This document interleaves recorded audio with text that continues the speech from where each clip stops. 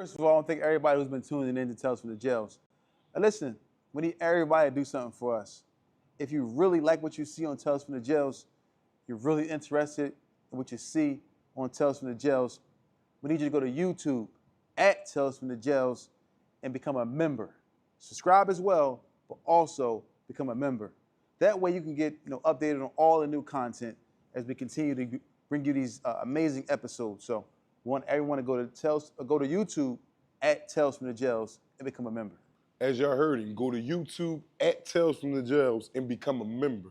We got an array of content that's coming out that you will be thoroughly entertained by. As you can see by the content that's previously been released, you're entertained by. It's only gonna get better.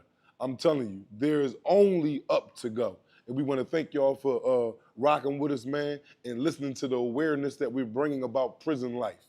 So go to where again, bro? Go to YouTube at Tales from the Jails and become a member. YouTube at Tales from the Jails, and please become a member.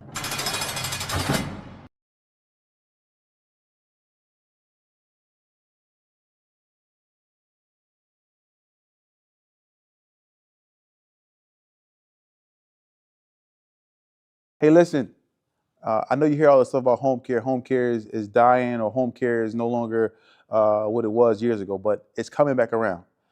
Don't forget, I'm telling you first, contact TNS Licensing and Consulting. Start your home care agencies today. Right now, for just $999, you can start the process to get your home care agency up and running. That's $999. Contact TNS Licensing and Consulting to get you your LLC, your EIN, everything going in home care. Because the MCOs are coming back around. You don't want to miss out. Next year is going to be a big year for home care. Call now, 267-534-5053. That's 267-534-5053. Don't wait. I know you see this commercial. Call now. TNS Licensing and Consulting. They will start the process to get your home care agency off the ground. That's 267-534-5053 for only $999. Get the process started today. TNS Licensing and Consulting, 267-534-5053. TNS Licensing and Consulting. Call now. Get your home care agency started for only $999 right now.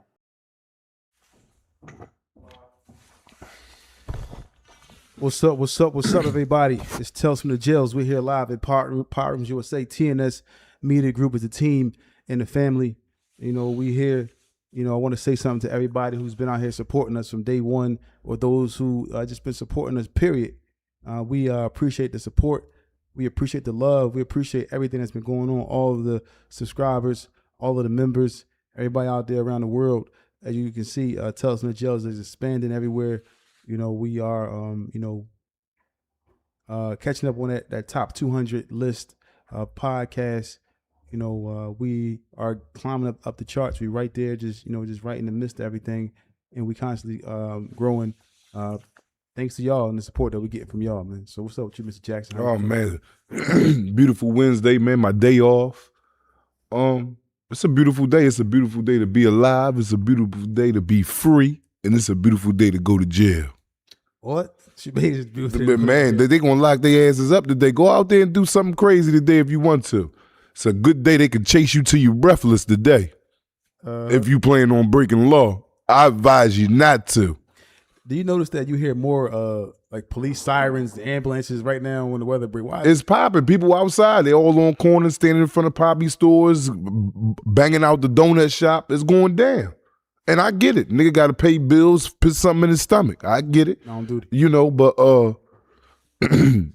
the correct way would be to get some employment and some legalized employment. What's up? You got a little cold or something? No. It was just a little phlegm and all that. Oh yeah, phlegm. It's nice outside. You got phlegm in your chest. Yeah, all right, but yeah. Yeah, what's going on? You all right? You know what I mean? Yeah, so it's nice, man. Stay out of trouble, man. Yeah, so like, right now, everybody outside on the corner and the weather's breaking, it's like, it's nice. Everybody getting their wheels washed, you know what I mean? Mm-hmm.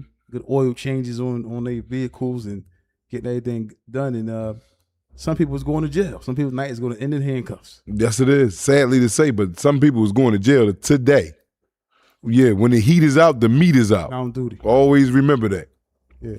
But, at the end of the day, like, going to jail, like, the mind state of is it a difference of, in your opinion, of getting arrested in the wintertime or the summertime? Which one? I'd rather go to jail in the wintertime. I told you yesterday on live yesterday that when it started to heat up, not only you feel it more when you're incarcerated. When you're incarcerated during the warm season, it kind of puts you in like a stupor, like a down mood. You want to be outside. You want to be a part of that. You want to be out there with your tank top on, no shirt on a beach or whatever the case may be. You just on your backyard, just chilling with the little candle out there to keep the insects away. It's just a comfortable feeling.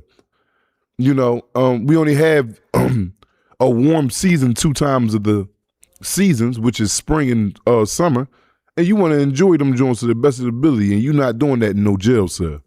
Yeah, we got a phone call today from one of the bros, and he was he like, dang man, y'all out there.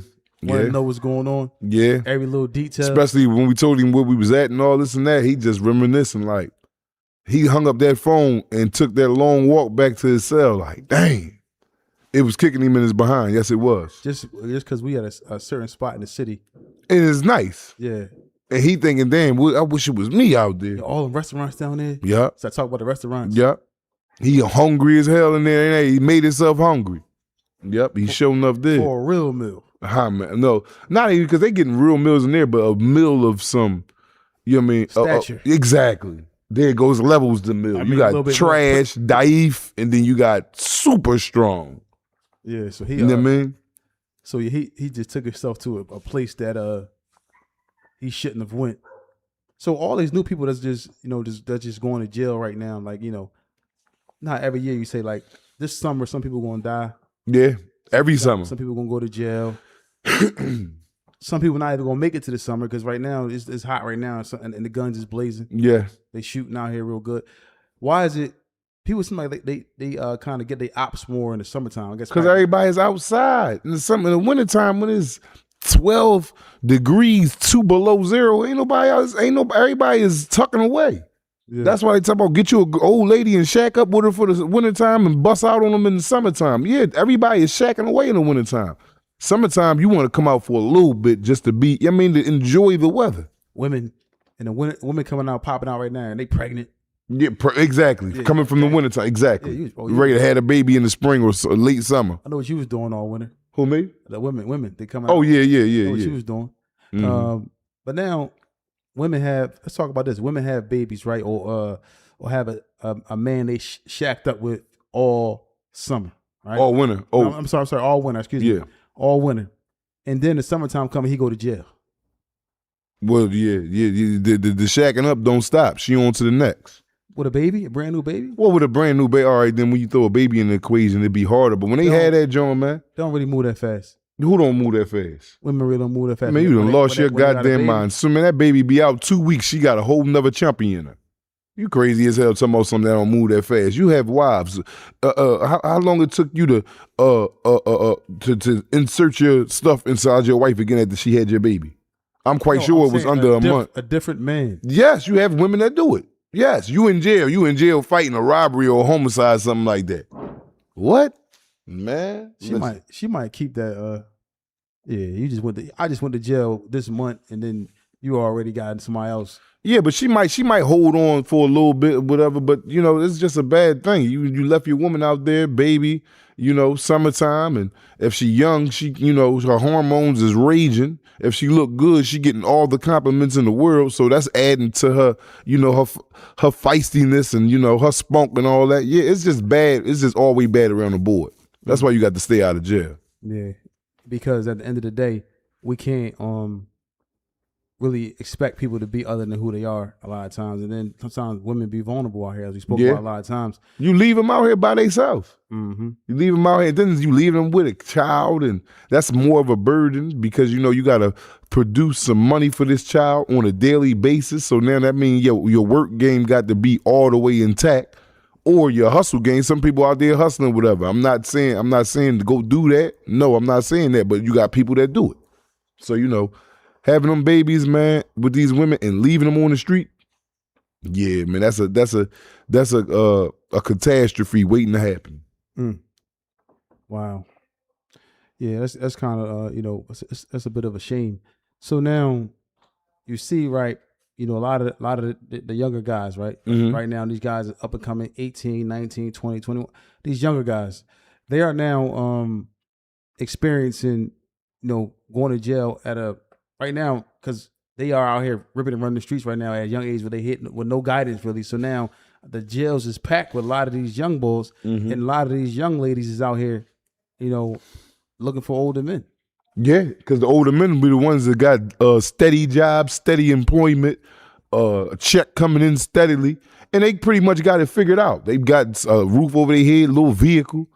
Man, it don't take much, and just some consistency and the consistency. They know he ain't going to jail. Okay, yeah, he ain't got the money that they dream of or want to get from a significant other, but it's consistent. Yeah, and he ain't going to jail. And he got a house, he got a car. Yeah, that's why they going to them old dudes, man. Old dudes are setting it out. Yeah. They know what they want. They done figured it out. They done messed up prior all their life until they figured it out, and then they got something steady going on. An older man that you see got something going on for himself. And I'm not saying all older men come from a messed up background as far as minds, but a majority of them do. And they get it right. They get it right. They start getting to their 40s and going into their 50s. They making ends meet. Yeah. And what female don't want to be with that? Consistency. How you feel about this new jail thing? I guess in the state was you gotta schedule a visit. Remember how you could just go up to the prison and visit the people like as long as you had your ID. You could go up on your day. They was giving you your day. Yeah, but now they're making people take it's an app. You gotta do all this stuff to go see people now. Well, they started that because of the pandemic, and then they seen how much it cut down on visits. Because you got a lot of young girls, a lot of these young dudes that do got girlfriends and stuff like that. Young girls ain't getting on that app. You got to go to the app at 12 o'clock at night just to get an opening to apply for a visit. So they got to wait till 12 o'clock at night. Then they got to keep logging back in. If you ain't got no visit, log back out, log back in. It just makes it a tedious process to get a visit. And then now when you finally do get a visit, you only allow 60 visits at one time during a certain part of the day. So if your people didn't get a visit in time, they not going to get a visit until next week.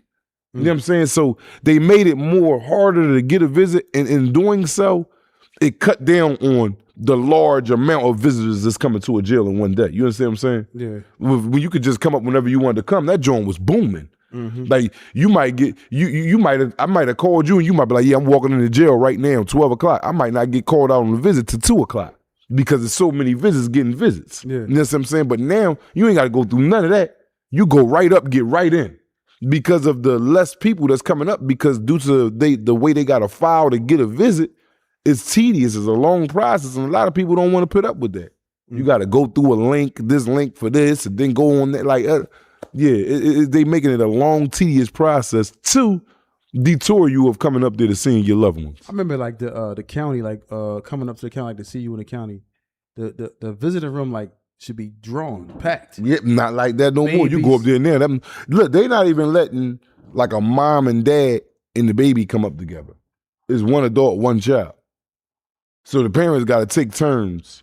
Like, say if you got some good parents, a mom and a dad, they got to take turns coming to see you. I don't know. Someone was telling me about that. I don't know if this is true for a fact, but I wouldn't think this person would be lying about something like that. But, But yeah, if that is true, yeah, that's some wild stuff. So your mom and your dad can't come back there to see you? And a child, from what I heard, no.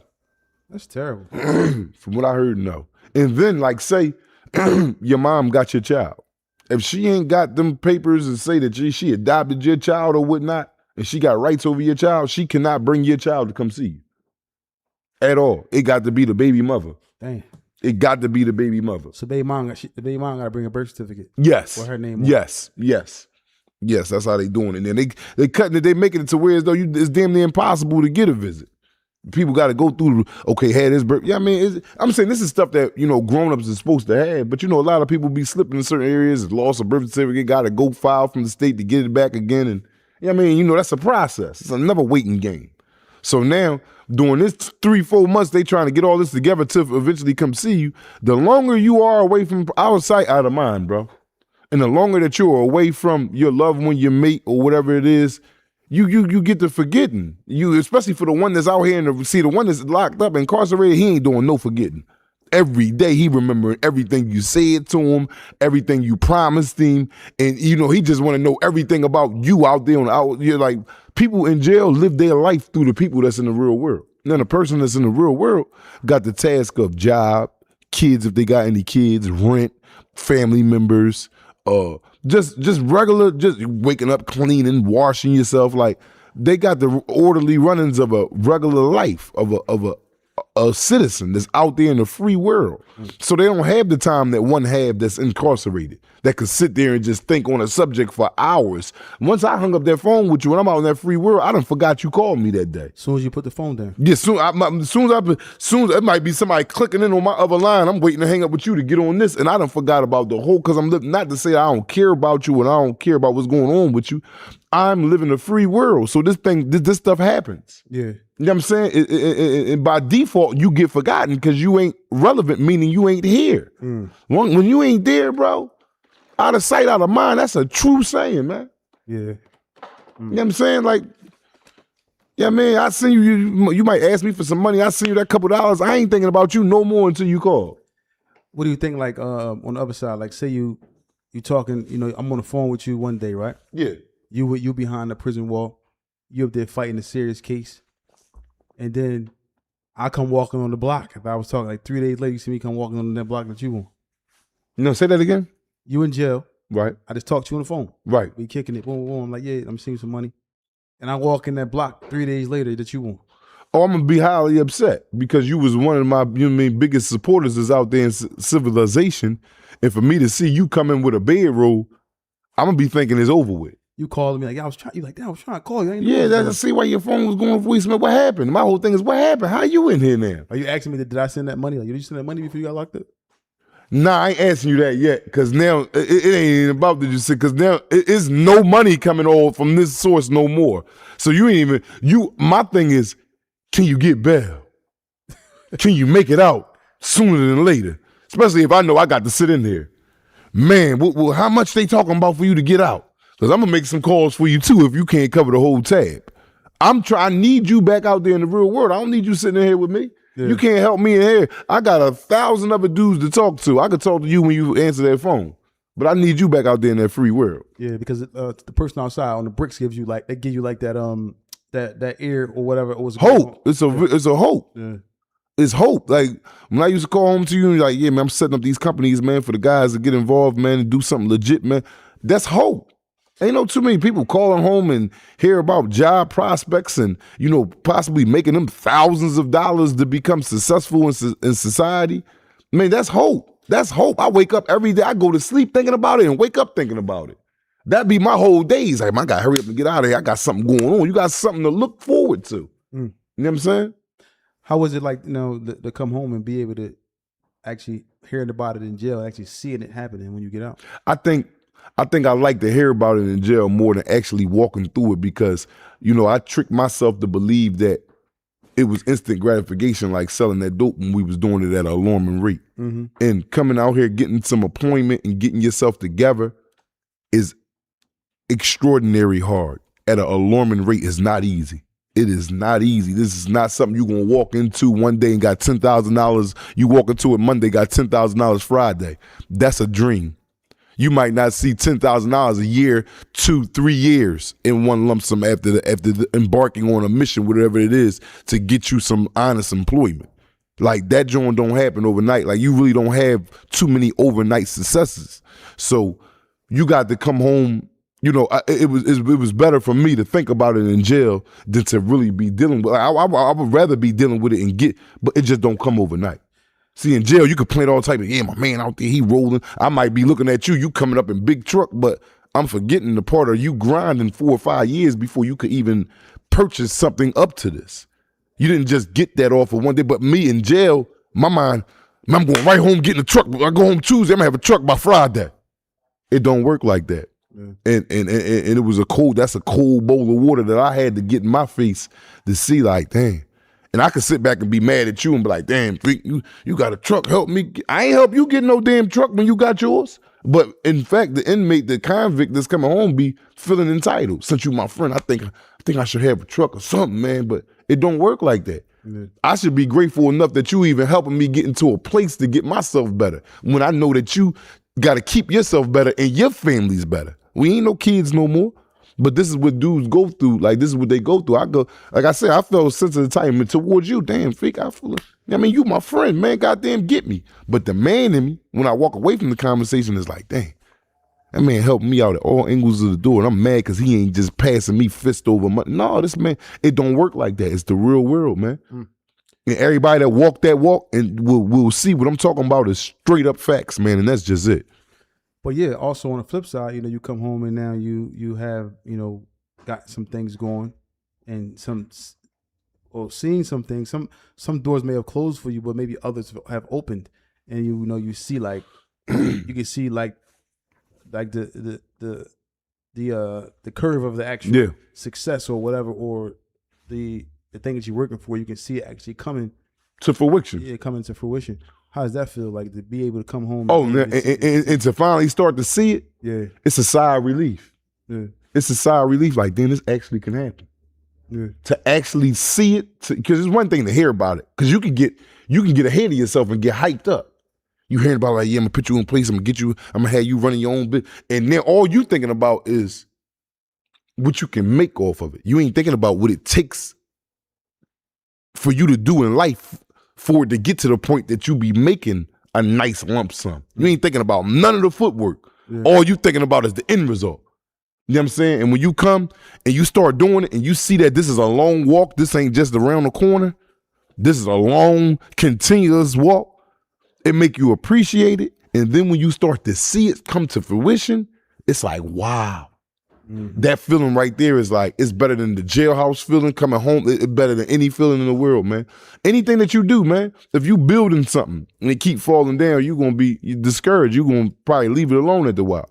But if you see it start to come in with this peach fit right here and this leg go right here and goddamn put the head on it right there and it's starting to form out to you, you want to finish that goddamn project because you see it coming into what it's supposed to be.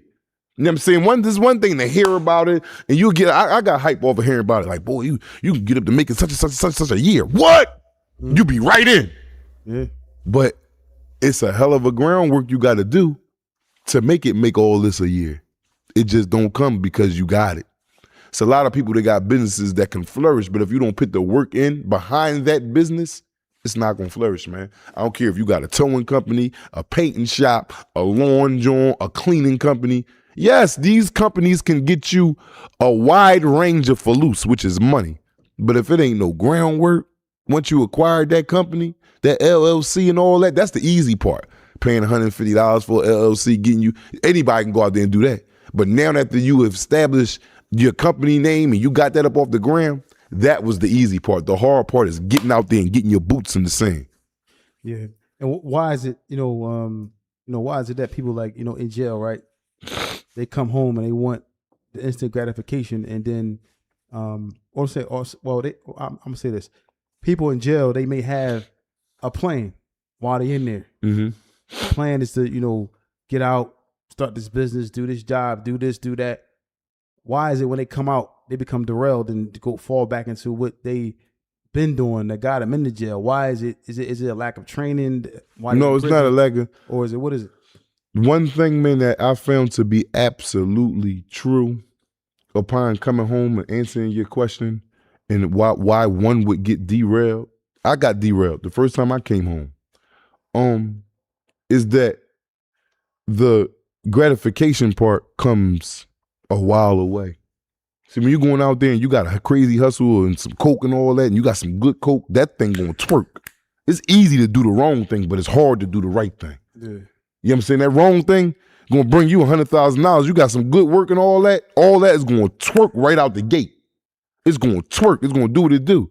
But when you got that business, you got to go out and get clients for home health care. You got to go hit the ground, knocking on neighbors' doors and people looking at you. You got to have your tire right. This is a whole nother playing field than the streets. And then you could become derailed by, because you might be doing this 8, 9 months, 10 months, you still got bills. Ain't like your bills stop while you get your business off the ground. No. You have to, first thing first, you have to have absolute, unadulterated patience. Patience, bro, at its finest, because, you know, especially like you said, when you see it, and just because you see it don't mean it's going to come tomorrow. Yeah. You might see it and it still might come 2 to 3 years from there. That's why I act the way I act. I'll be like, man, and I'm not saying, more so if it be like, man, this joint pride. It'd be like me looking down on it, but then I see something like you said, the curve, like, woo, oh no, we might got some action here, but then then I get a little air let out me. You know what I'm saying? Once you start to taste and get a little trickle of what this could become and possibly get larger, that's when you will buckle down and keep going. But for the convict, like far as myself and dudes did time like me, man, tops, man, 9 months to a year, man, if that joint ain't doing nothing, man, a dude gonna ban this shit, bro. Yeah. A dude gonna ban this shit, man, especially if he got responsibility, he trying to take care of himself. And I ain't talking about having no mansion. It's called, these little 1-bedrooms nowadays, $1,200 a stack. Bro, don't let you have no will, gas money every week. Don't have no child. Oh my eyes. Yeah. Boy, and you've been working at this joint for a year. You barely getting kibbles and bits, but you know what it can do because you see other establishments like yours that's flourishing already because it went through the groundwork already. Yeah. But you got to have that patience. Not only patience, behind patience is the drive.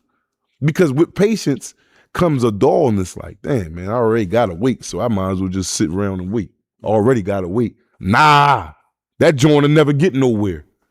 With the pace, behind the patience, gotta be You got to hit that joint, feet on ground all day. I'm talking about eat, sleep, and you mean, and this is the piggyback off what I just said. With greatness comes sacrifice, man. In anything you do. And I'm talking about sacrifice is what? You might can't take vacations for a year. You might can't have a car for a year. You might got to take Uber in your travels of building something up legitly. And then it'll come through. You can't have you might can't have no girl at the time. You gotta have the right woman to work with you because you ain't got to get her flowers or take her out. You know, you want to take care of your girl, but you can't do that. That's a sacrifice. You might got a girl already. You might got a family. You got to be out on nights on it. How many times you went on and got on that road to go open up a company in Cleveland or something like that, and you had to be on the road? I'm talking about on a moment notice. Yeah. Ain't no baby, I got this planned for next week. No, baby, I got to leave tomorrow morning in California. What? Yeah, I've got to go. That's how I'm paying these bills. Now you're away from your family and stuff. That's a sacrifice. Yeah. That's a success. So in route to success comes a heavy sacrifice, man. Mm. A heavy sacrifice, whether you don't have no woman at the time because you ain't got it to, you know what I mean? Like, it's like me. Like, if I ain't got it to, to help my woman out, I feel bad. I shouldn't be with her. I should let somebody else have her that got, you know what I mean? Or she might want to work with me. But the pride in me is like, damn, man, can't really do nothing while I'm grinding like this because I'm grinding. And if you don't got a person that understand that and in the grind with you, that ain't going to never work. Yeah. And that's just that's just a relationship part of it. You know what I mean? We talk about regular every day. You might got homies like, all right, yo, man, we all going to Cancun this week. You're like, damn, I can't make that trip. When the next time y'all think y'all going back? Like a couple months, all right, I hope I can make that. It's a sacrifice. Yeah. Because you grinding, you ain't got it. You know what I'm saying? So in pursuit to success comes a large sacrifice, bro. You're going to have to take it. Ain't no ifs, ands, or buts about that. You will have to sacrifice something. Your time, and that's probably one of the main things. Your family. Yeah, that's time. When you say family, that's time. Yeah. You're losing your family because you're not there giving them the time. You know what I mean? But at the end of the day, the greatest reward is the falus, the halal way, which is the good way, the law-abiding citizen way. Yeah. And then, a lot of times, like when they get out here, and like you said, it don't always take off right away. Things don't always pop off as far as the business flourishing. Doesn't always move like that. You all right, Tawfiq? The business doesn't always move right away. It sometimes takes time for the wheels to churn and get things going. Yeah, but, and that's all. Sometimes that's all the time. Anything that you starting. But what I'm saying, what the point I want to say is, how important is it to have support while you're going through that, trying to get the That's right after patience. If you don't have that support there, man, because that's like working out. You can get up every day of the week and go to the park by yourself early in the morning and work out by yourself. And you might be disciplined enough to get through your whole workout. And it might be times you're supposed to do 15 sets, but you get to 12 sets. I'm like, all right, yeah, I'm cool. But if you got a partner that's as doggy as you, it's a challenge. That's a partner. That's the support. Yeah. That's the support. You're going to want to, yeah, we supposed to do 20. We did 20. Let's do 25 now. Then y'all trying to outwork each other. Why? Because of the support system there. It's way better than being by yourself, especially if it's a good support system, because you could have the wrong support that'll take you all the way down and sink your ship right along with them. So you got to watch the support that comes. You know what I'm saying? Because support going to come. You're going to, you're going to have a helping hand from here and a helping hand from here, a pulling hand from there, a kick from there. You got to watch what type of support you take in. You know what I'm saying? But support is definitely a major means to achieving success behind patience. And the other thing is, and grinding. You gotta, I always got to keep grinding, because without grinding, you can have all the paces in the world, ain't nothing still gonna come to you.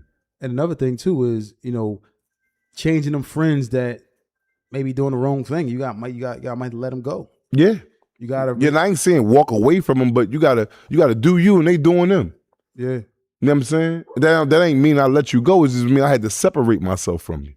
I still love you, but we on two different courses of life. Yeah. I still love you if I can, if you in a jam, and if I can, I'm gonna help you out. I'm quite sure you're gonna do the same thing for me. But me standing beside you, I'm still standing there. I'm not gaining I'm not progressing forward or backward. I'm just here. I had to do that with you.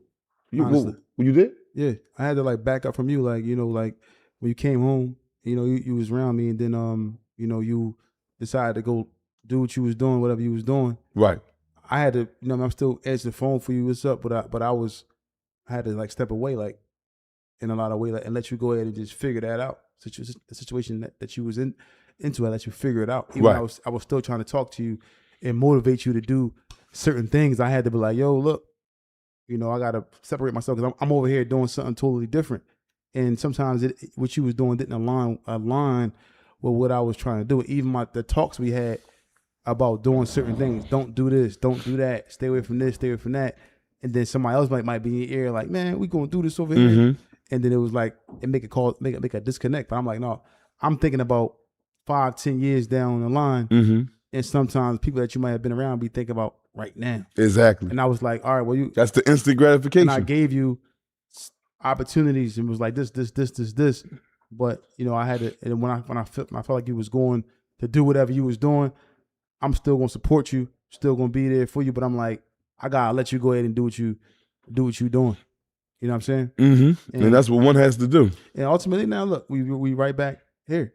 You know it came full circle. Yeah, so you're right back here. And you ended up doing some time or whatever. But I was like, a lesson in the whole matter. Alhamdulillah, it wasn't time to where though I couldn't get back from. Everybody don't get it like me. I went in there and got a slap on the wrist. I was supposed to have been in there with 20, 25 years. You know what I'm saying? But with that being said, I've definitely opened my eyes and came to see that, if I wouldn't have squandered away 2-3 years doing what I was doing, I would be in a better position in life right now. Yeah. You know what I'm saying? Without that, the 2 or 3 years doing what I was doing on the street that led me to an 18-month time to do in jail, that was a whole setback. That 2-3 years with that 18 months was a whole setback. Now I've been home going on 2 years. And that too is a part of the setback. But it's a part of the setback, but it's for me to have my clear mind and be walking, but that's a setback because now I got to get to where I got to go. Yeah. You understand what I'm saying? When I already did this step, I'm doing this step over again. I'm repeating the same step when I should be all the way up there. You understand what I'm saying? Yeah. And I was like, at the same time, I'm like, yo, look, do these certain things, do this, do that. But sometimes things got to get overwhelming. And you got to learn that too now. Even people that you may be around outside of me, you got to learn how to separate yourself. Exactly. Because not to the point where as though you don't answer the phone for No, I know exactly what you mean. But as though you doing you and understand that you got, look what you got. You got Tales from the Jails, whatever you got going on outside of here. You got that stuff going on. and you got to continue to cultivate that and build that Mm-hmm. to the point where as though you can't afford a mishap. You can't afford around the car with somebody who might have a gun or be around somebody on the corner and they run up. And then you look at it, you about to be on parole. Yeah. Federal parole. Yeah, 24th of this month is over with. Yeah, so you got to really, understand that you got a lot of things going forward. But also another thing you got to think about is once you get off parole, whereas though, hey, I might be have a little bit of freedom to. Because when you're on parole, you got that mirror on you, so it causes you to walk a tight line. Yeah, so because you got a magnifying glass on you. So I'm telling you now, we didn't have this conversation. So I'm telling you now in front of the audience, just remember that, once that burden is lifted off your back, just stay focused. Yeah. Stay focused, man. And now people can see like that. You told them, and I'm not saying you think about doing nothing wrong, but the conversation has to be had at some point. I was thinking about that the other day. I said, my man about to get off, but I want to talk to him in the manner like, yo, look, you about to get off. So don't think that, because sometimes like I'm unstoppable. I'm unruly. I gotta go to jail. I can make bail because I ain't got no detainment. Yeah, exactly. I can afford to take a chance. But that happens because the devil can whisper to you like, yo, you might go ahead over there. You know what I mean? See, but one thing about success that I've learned, Feek, one other thing about success, it's like a crackhead.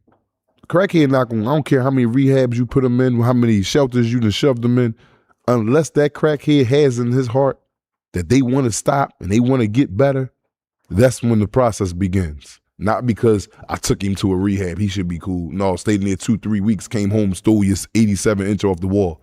Nah, that crackhead has to know that I am trying to change this. The first step to rehabilitation is admittance. You have to admit to where you was wrong at, to yourself, not to nobody else.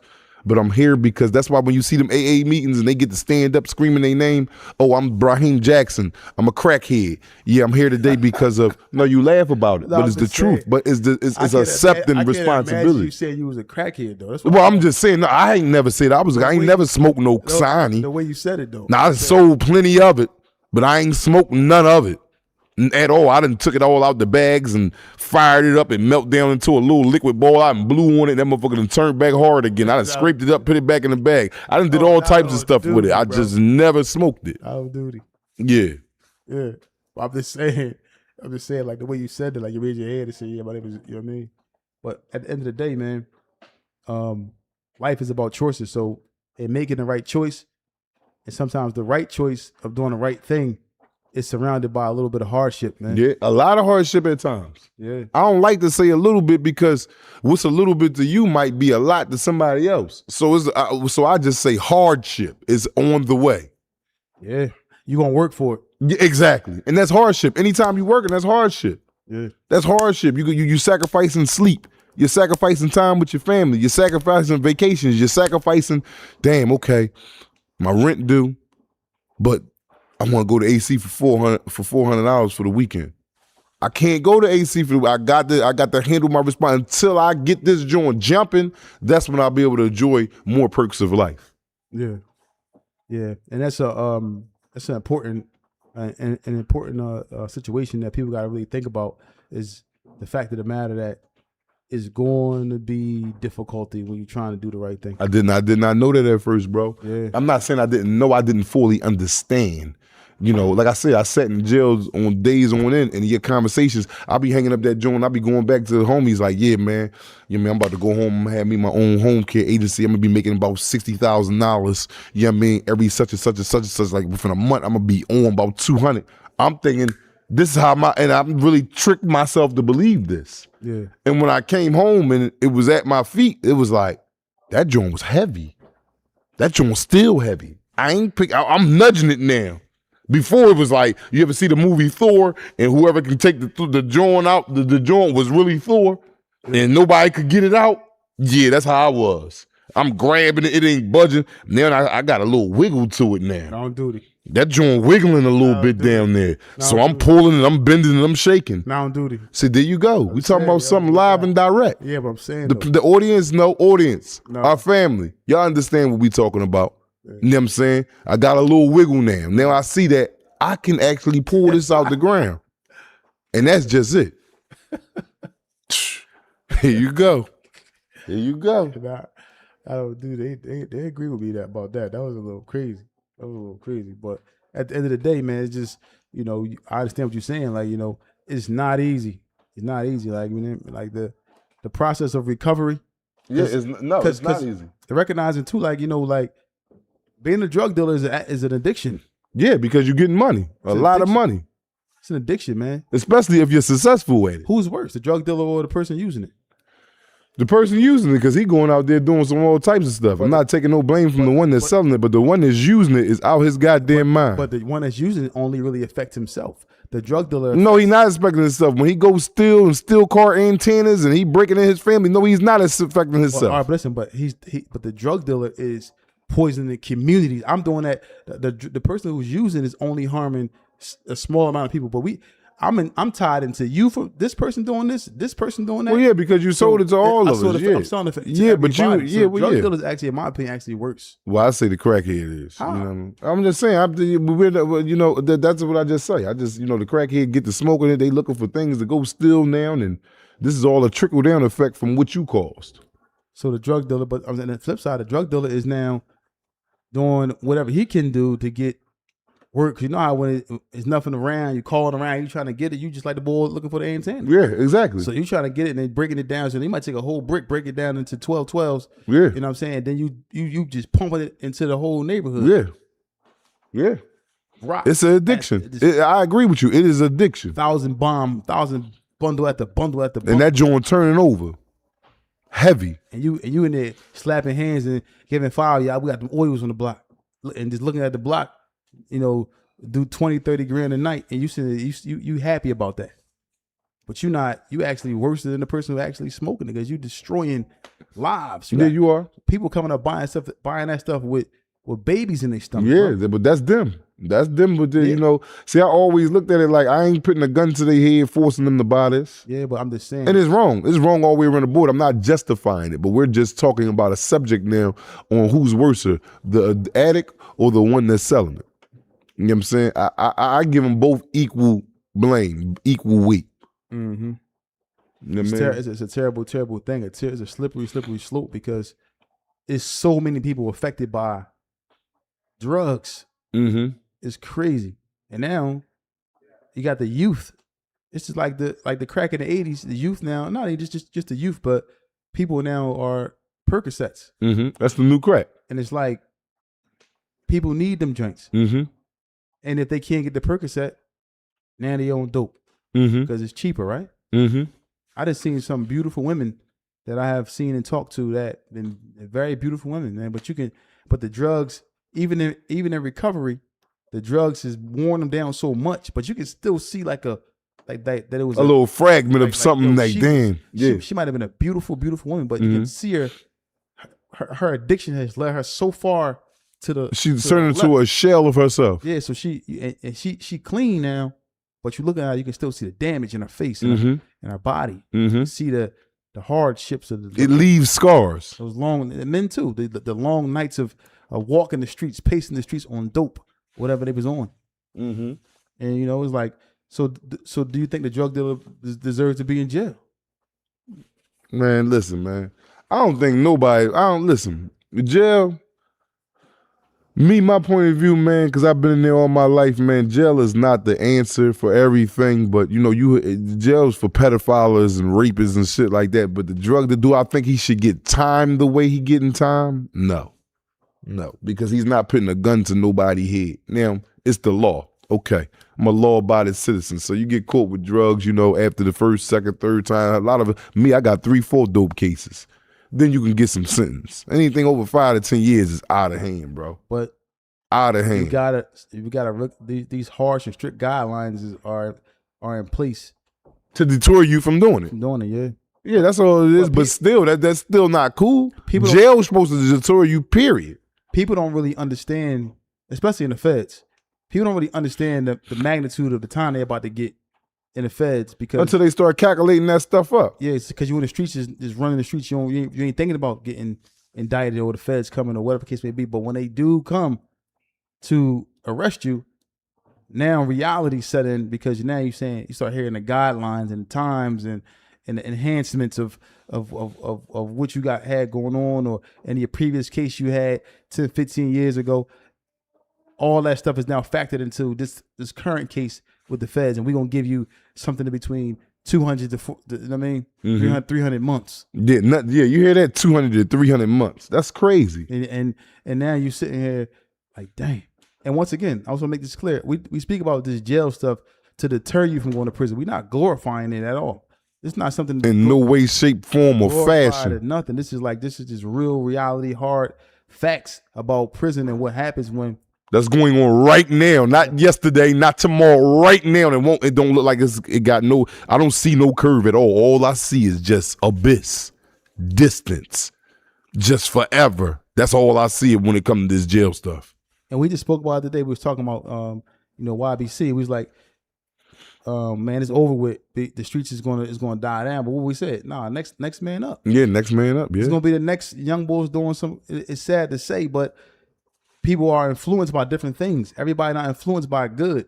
If we had good movies or happy movies all the time, or happy endings, or a man going to work every day, people don't really gravitate towards that type of stuff. People want to see power and this type of movies and shows and series where it's bloodshed and drugs being sold and criminal activity. It's excitement, and that influences people out here to persuade them or influence them to be criminals. And it's the fact. It's true.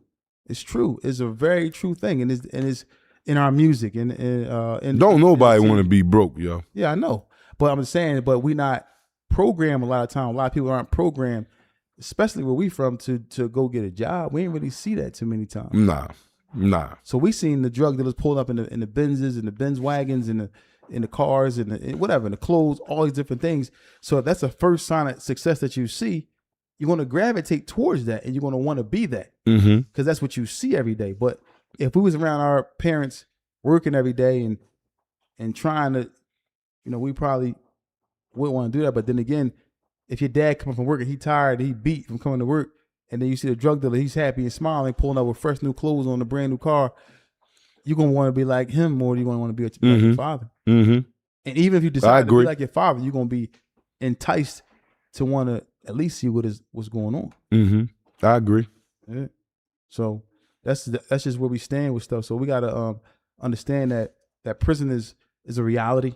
Like death is a reality. Like we know people die and get killed, but we don't really understand what happens to you. I'm not trying to be religious, but people don't really understand stuff because they haven't seen it or experienced it. Sometimes people are like, they knew what happened to you when you die. If you die in a bad state, and they had somebody come back and tell them what was going on. Yeah, they'd be a little bit more aware of it. But we talking about a lot more aware. I ain't gonna say a little bit. It probably would change. It would change their whole existence. Yeah. This was gonna happen after you die and you doing this. Oh yeah, this over with. Yeah, and it ain't no coming back from death. It's no coming back. No, it's no coming back, especially to the earth. It's no coming back. So, but death is the final abode, and some people rather be dead than be in jail. Yeah, me. Only because they don't understand what happens to you when you're in the grave. Me. Yeah, right. And I think I do understand. I ain't trying to be in that jail.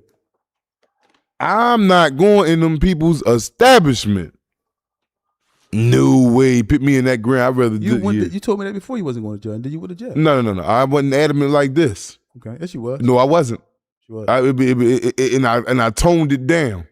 I toned it down after a while. Nah. After that little 18 months, that was like 18,000 years. It was uncomfortable for me. So you're going out in the blaze if you need to. Well, I ain't gonna have to because I ain't gonna be doing none of that stuff. Alhamdulillah. I ain't gonna be doing nothing to go out in the blaze.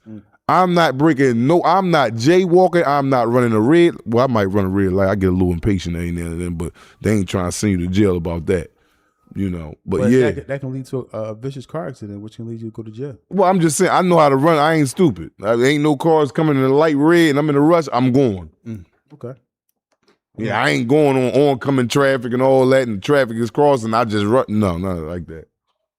Yeah, the effects of following your desires can be, it can be very detrimental not only to yourself but to everybody else. And once again, we're not glorifying prison. We're just speaking about things that happen, which can lead you to prison, and what happens when you're behind that prison wall. Because, like I said, the reality sets in when you're shackled and in the cell with somebody you don't know.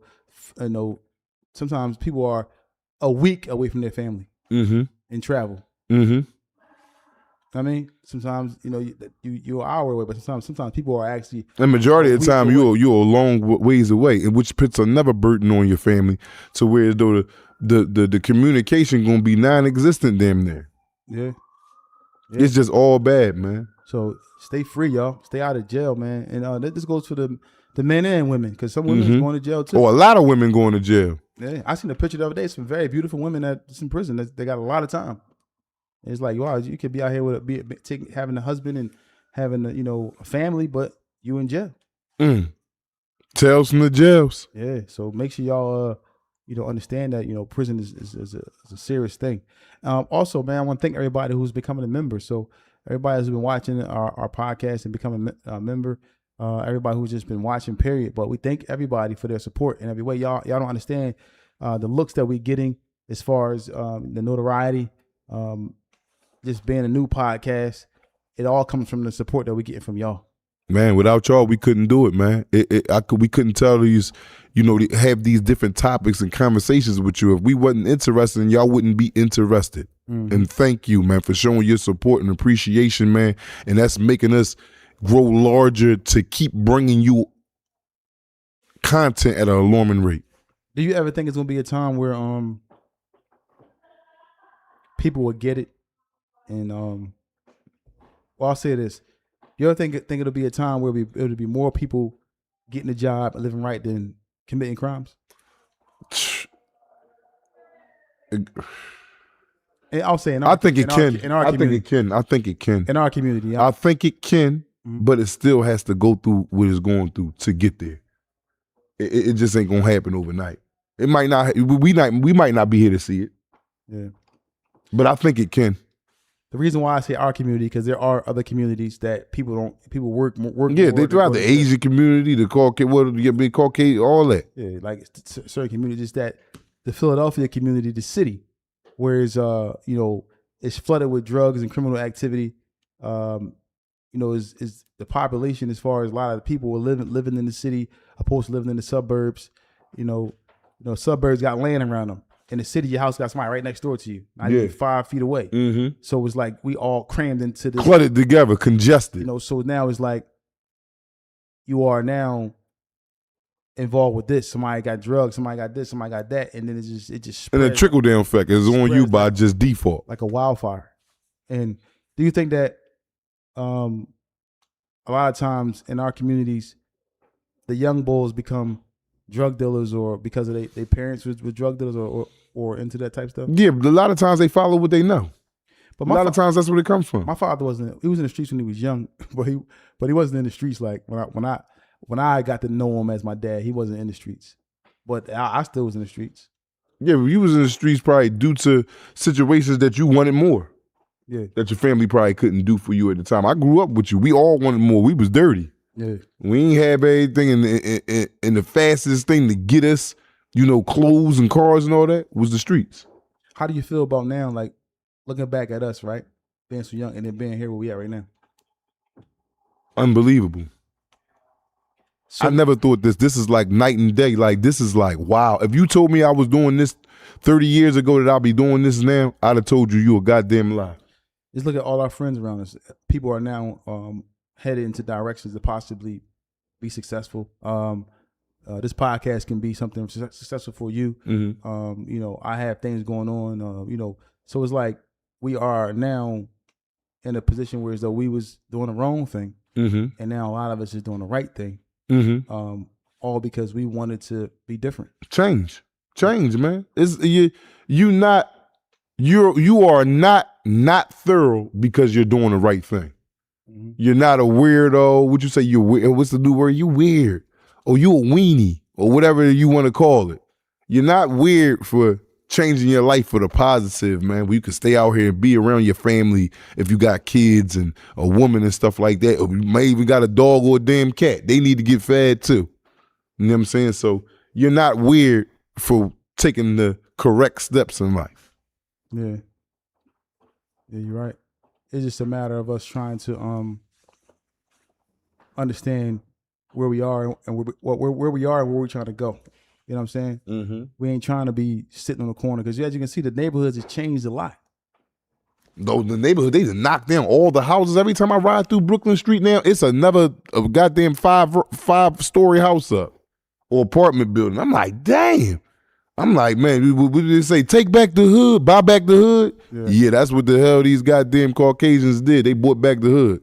Mm-hmm. And they putting all these Section 8s now. You see, they give you all the Section 8 housing for Pottstown, Norristown, all the outskirts of the city. Instead of them, the Caucasians living on the outskirts and commuting back and forth to the city to have the jobs, no, they're coming back to live in the city and they getting all this PHA and all the other trash that they say out of the city. Yeah, when we was kids, we never seen any Caucasians in our neighborhood. No, now I'll be sitting right down. I'll be right there in North Philly with my aunt and all them way off H Block, Harold Street. Man, you see groups of them. I'm talking about Harold Street look like the trap.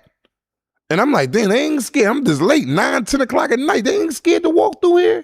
There's different groups of dudes out there blowing tree, big bottles of liquor. They coming through there like they a part of the whole show. But they're integrating back into the neighborhoods, which is cool. That ain't nothing wrong with that. Yeah. You know what I mean? Yeah, man. Yeah, it's to the point now. I think it's good. I think it's a good thing to see different or have a diverse community because it allows people to not kind of blend together. You know what I'm saying? Mm-hmm. And understand everybody's different nationalities or cultures and so forth and so on, and everybody is one. And also, it brings a different dynamic for the kids. Now you seeing our kids now are seeing different stuff. They seeing different kind of people. Yeah, but I honestly think after this pandemic stuff that just took place and all, like, the city done calmed down, I think, anyway. You still got little murders and all that. I wake up, check the news and all that stuff. But when I first came home, this joint was cranking. When I came home 2021, mm-hmm. right, I'm talking about probably 3 weeks before the pandemic started. Yeah. Boy, man, listen, man, this joint was cranking. I'm talking about looking at it from then to now, it done kind of de-escalated a little bit. Yeah. And we just got to keep on pushing now. Now, just because you chilling don't mean you doing all the way the right thing. No, you just chilling. But an idle mind, let's say, is the devil workshop. And then you got to put that chilling, you got to put some grind behind it. Because chilling ain't going to pay the bills. Yeah. Just because you ain't out there selling coke and you sitting around, you like, yeah, I'm doing good now, I ain't selling coke. But you ain't motivate yourself in another area to keep you active. You just can't stop and say, yeah, I stop. No, the battle begun now because now that appointment that you was doing out there in the streets, what you going to do now? Just because you stop, you think it's over? No, you got to stop and apply yourself to something better and greater and get to it. And that's just it. Yeah, y'all. So listen, man, we got to get to these phone calls, man, and see, talk to the family out here, man. Whenever y'all ready, we gonna go to the calls. But another thing I want to say too, man. In our communities now, I think there are people now that social media, you do see a lot of people trying to do different things that's like building a bridge. Mm-hmm. You see a lot of different people doing it. You know what I'm saying? A lot of people, notable people that's online. It's like in our city now, you see us trying a little bit, trying to suppress the violence. That's what I was just saying. Trying to change stuff. So you see it. You just see it a little bit. Like it can be suppressed or it can go right back up. I don't forget about that too. That's why I always, when I go into a situation, whether it's a relationship or friendship, and we go into a talking situation, I think about both sides. I don't just think about it from my point of view. If I slighted a man, and he say I slighted him, but I don't think that I slighted him. But I put myself in his shoes and I say to me what I said to him. And if it make me feel some type of way, I got to check myself. Mm-hmm. Like, dang, you really said some crazy stuff to that man. That's why he feel that way. You got to take a look at everything around you, man. Yeah. Wow. So, yeah, y'all about to get on this phone lines, man. 215-316-4492. That's 215-316-4492. I mean, and then we've always had a unity amongst us as guys coming up, like us in our neighborhood, us guys, we had like a unity. It was close knit. We lost a lot. Lost a whole lot that we can never get back. A lot of time. Y'all did a lot of time. Time and lives was what we lost. Mm-hmm. Time and lives is what we lost. And that right there tells you the streets is not worth it at all. If you could do it all And- over, would you ever would have sold? Nah. If I could do it all over, if I could go back to like a middle age or a young man or 14, 15 with my same thought process, I would never do it all over again, bro. Never, bro. Now what I know in these businesses, like America is built off credit. The hell with the money that you make. The best of your credit score, your credit is gonna get you stuff faster than your cash will. And by having good credit, you gotta apply yourself. You gotta show that you're reliable. You gotta show that you could pay things back. We ain't never did that at a young age. We was goddamn fools. The stuff that we into now, can you imagine the businesses and all that I'm trying to embark on, that you embarked on? Could you imagine if you had started that in 95, 96, 97, when we was out there selling nicks like Domino's Pizza? Can you imagine where you would be at in life? And that Right now, if you embarked upon that, but then that comes from us not having no, proper guidance. yeah, like our old heads wasn't, Yeah. they wasn't really, they didn't know nothing. So automatically we ain't know, but we knew how to get money and we wanted different. Because think about it, a lot of our older guys above us, they was like robbing and stealing. Yeah, exactly. They was outlaws. So we ain't have no proper education from the streets anyway. We had people that we looked up to that was doing the wrong thing that we thought was right. They would get drugs and money. They would take the drugs and give it away, but keep the guns. Yeah, exactly. Because they was on the whole robbery boys. Yeah, they would be the old schools that we grew up in would take money boys. Yeah. I mean, these boys went out here hustling. So we had to develop our own sense of hustling. And again, we're not saying this is right. We're just telling you what we've been through to get to this point. You know, and the old niggas that we came up underneath, them dudes was take money bulls. I ain't gonna get into who the names is and all that, but if you know us, you know our old niggas. You know what I mean? And them dudes rob you blind.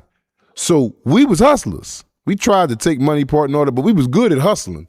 But we had to indoctrinate ourselves with hustling because we didn't have that to look up to. You know what I'm saying? So, you know, it was wrong all the way around the board, how you look at it. But, you know, that's just a little bit of a background where we come from. Yeah. Tofik, cue that phone line, man. 215-316-4492. 215-316-4492. Waiting to hear from y'all. I was almost time to break that fast. Yeah, man. So, you know, I understand and I see where we was when we was young. Tell us from the jails who we got. It's Todd Taylor, bro. I'm What's up, Todd? locked in. Where you calling from? What Todd up, Taylor? man? Where you calling from? I'm calling from North Carolina, bro. I'm in law school, and hearing y'all perspective from the other side gives me a lot of perspective as it pertains to what I plan to do, being a criminal defense attorney. So, and I'm black, you know what I'm saying? So it's interesting hearing y'all perspective on some of this stuff. Appreciate that, man. Appreciate that. Stay tapped in, man, because there's a whole lot more to come, man. We got a whole lot to explain. Again, we don't glorify it, but we going to tell you what's really going on. A lot of people sugarcoat stuff. We ain't into none of that up here. What school you going to? I go to North Carolina Central School of Law. Oh, man. Shout out to you, man. When you graduate? Next May. Oh, next man. May. Happy to I'm hear that, almost man. there. Might have to get us some invitations down there, man. Might come down and check you out, man. Oh, for sure. Come speak. I'm sure a lot of the young black dudes, we all come from the same environment, ironically. Although I'm on this side, I come from the same environment y'all do. You made it out. So exactly. But I never experienced that. So even coming from these environments, it's like, oh shit. Even for me, it gives me a perspective of, I'm happy I didn't take some of those routes, but it also helps me be a better advocate for people that did, you know? Okay. Yeah, man. You might, if you can hit us up, you can email us. Our email is tellsfromjails@gmail.com. Hit us up, man. You send us something over there. Maybe we can talk off camera. Maybe we can see what we can do, because I'm looking to speak to some people down there. Possibly come down there for sure. Sounds good. Appreciate that. Y'all been teaching at an alarming rate, so I'm locked in. Thanks. Thank you, man. Appreciate that. For sure. I'll Yeah, man. That's good to hear, man. Young man. And Law school. It doesn't mean I'm not just saying because he's African American. He could have been Chinese, whatever. It's a young man trying to be positive, no matter what his race or ethnic group is, whatever he's doing. That man is trying to be positive. He's changing his life. He's going to be a defense attorney. So we wish him nothing but the best. We want to support him 1,000%, sure. But at the end of the day, man, these are the stories people need to hear. Maybe people don't understand that. Tell us from the jails. Hey, what's up, man? How y'all doing? What's up, man? Who you speaking with today? What's good? What's good? This Teej. I'm from Uptown. Shout out to Dogtown. Uptown. Shout out to you. What's What's up, good? man? What's What's going good? on? No, I heard the last call. I graduated criminal justice or whatever back in 2020. I was Okay, writing a congrats. paper. Appreciate it. And I was writing a paper, and it was can inmates receive a college degree in jail? Mm. And this before the podcast and everything came out. So I had to do, real research and look up. But I see y'all, I'm like, dang, I could call y'all and ask y'all the question like that. But what y'all think about that? Like, is it possible? Like, what's the education system look like inside the Well, the education system done flipped so much in there, but it was a time to where as though you could take college courses offline in there. You can gain okay. apprenticeships. You can. I actually got an apprenticeship for industrial housekeeping. Like they got programs that you can get in. They got typing classes. They got computer classes. So the jails definitely have things to offer, but the convict, meaning inmate, has to be the one that initiate himself and go get it. Just because they got it, they don't force you to go get it. They got it at your disposal if you choose to use it. But yeah, at one point in time, they was giving you college courses if you fit the criteria to get that. Yep. Okay, all right, man. I ain't gonna hold y'all. I appreciate it, man. Right, Thank problem. you, Shout thank out to you. you, bro. Thank you, man. Stay safe out there, man. Stay free. Yes, sir. Y'all too. Yeah, man. See, the young boys is accomplishing things, man. Mm-hmm. You know what I mean? Not just young boys, but older guys too, man. Are accomplishing things, man. Everybody's accomplishing different things, and it's just a matter of people continue to push the envelope and actually being an actual positive influence on those who are coming up behind them Mm-hmm. on duty. Yeah, man. Phone lines is open, y'all. 215-316-4492. That's 215-316-4492. Yeah, man. It's just a matter of everybody trying to just come together, man. And I think hopefully this platform can be a networking tool for any and everybody who may be coming home from jail and may need some advice, may need some somebody to help them out, help them get into a lane and so forth and so on. We plan on building that type of network within Tales from the Jails. It's more than just a podcast. It's more than just reaching out to the youth or people that are out here breaking law or to try to deter them. It's bigger than that. It can become a movement along with the right pieces and the right people around us who want to help us, and that can be y'all. Mm-hmm. Those out there who have different things, because you can probably bring something to our podcast or to our environment or our community that we have that can help and assist people that's coming home, people, or stop people from going in. Phone lines is open, 215-316-4492. 215-316-4492. I want to talk to y'all before we get out of here. It's almost time to break fast, but it's good to hear. It's good to see that, man. And the young guys is now change. Even with the young guys got working in here, somebody got a new car. You know what I'm saying? New car. New clothes. You know what I mean? Everything changed, boy. Yeah, man, you can't be jumping out looking nutty now. But he know the steps. He doing it well. Alhamdulillah, man. He keep getting rewarded with Tawfiq, Allahumma Ameen. And that comes from grinding, nothing handed to him. He went out and got it himself. Young man went out and got it himself. Alhamdulillah. Yeah, so now he's changing up. You see him, switching up. That's how you do. We get a new will. Every day just change. You know what I mean? But we're happy to see that. Happy that we're able to help you do that. We just, helping you, get to a level where you can see that you ain't gotta do the wrong thing. Not that you do the wrong thing, but you know what I mean. My first car was a Ford Tempo. That joint was like a 80. What's this? Ford. I don't even know. I think it might have been like a 92 or something like that. Ford something. You remember that? That one. What about the ones we went and bought? That one our first cars. The ones we went and bought. Nah, man. Oh yeah. Nah, that was afterwards. But I'm saying like my first car I ever bought my cousin Mark Miggity. He had a Ford Tempo. I was the Uptown. He gave me that job. I was like eighth grade. He said, "Huh?" Gave me that job. That joint had no brakes, nothing. But I was, He was riding that joint all around. that joint all around, man. Couldn't drive a lick. It was like sky blue too, Smurf blue, Ford Tempo. Yeah, that was my first car, like 8th, 9th grade, man. You know. But y'all call in 215-316-4492. That's 215-316-4492. I mean, rest in peace, the niggity, Rahimullah. Boy, that boy looked out for me a lot, man. A lot, man. You know, a lot, man. Yeah, y'all, it's on time for us to break fast, man. We want to talk to y'all. If y'all can call the line, 215-316-4492. If you can't call in, thank you for being a listener. Thank you for listening to us today, man. Anything else you want to add, man? Oh, man. Stay free, man. Stay free, man. And knowing that in pursuit of positive and success comes patience and sacrifice. Yeah. That's it. What was your first car, man? Or everybody in the chat, like almost 200 people in there. What was your first car, man? What was your first vehicle? I mean, let us hear it. If you can remember your first car. Mine was a Ford Tempo, sky blue seats. And me and my man MP was driving in the joint. I crashed that joint one day into the back of some people in the car. We sped off, parked the car, hopped out and ran and all that, all crazy, man. Came back, got the car, man. That's a real story, man. But I wasn't young. The joint ain't had no. Remember the brakes? You had to go all the way to the floor. You got to pump the brakes, because you know what I mean. All that. What was your first car, man? Somebody had an Infiniti G37. How you do that? Grand Prix 2004. Yeah. I mean, yo, he had an 06 Sentra. My nephew got a 26 Sentra. That's his first car. Yo, shout out. Justin Porter had that, man. Yeah. Yeah, because the Mitsubishi Eclipse, Oldsmobile Delta 88.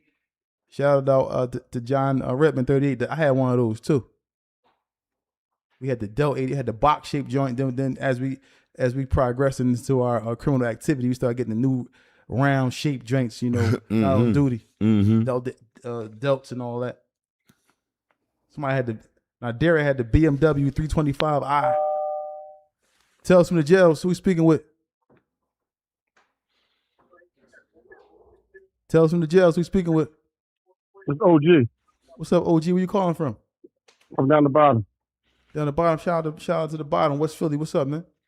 My first car was a 1977 Deuce and a Quarter, man. Oh, green John with the green velvet seats and shit. Oh man, boy, that thing was the best thing since sliced bread right there at that time. 405 in it, man. I used to be burning rubber and shit. Yeah, well, you was rolling.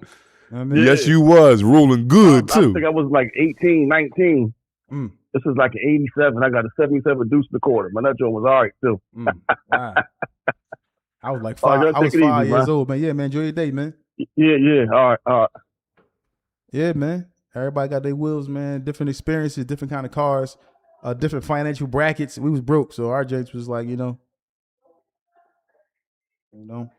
But yeah, y'all, we thank everybody who's been tuning in, man. This episode of Tales from the Jails is sponsored by TNS Media Group. We here live in Pod Rooms, USA. If you ever want to, get your podcast up and going, reach out to TNS Media Group. They're on Instagram. They're on other platforms as well.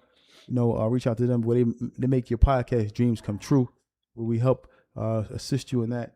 But I want to thank everybody for tuning in. Everybody who's been listening, man, from the start. If you just joined with us, if you're a member, if you're a subscriber, if you're a constant listener, thank you for the support. It's Tales from the Jails. You want to say anything before we get out of here? Stay free. Yeah. It's nice out there. Yeah, stay free.